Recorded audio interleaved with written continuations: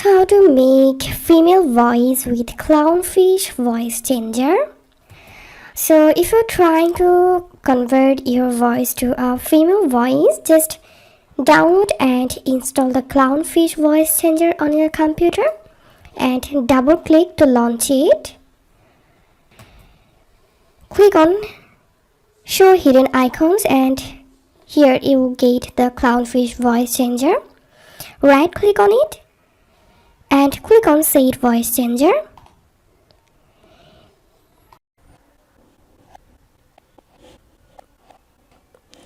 And here select female pitch and click on this arrow icon and click on this first drop down and here select female pitch and click on this second drop down and select here custom pitch, and now you will get a perfect female voice.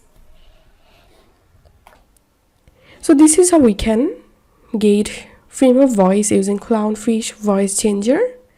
If you find this video helpful, make sure to subscribe Tutorial River. See you in the next video.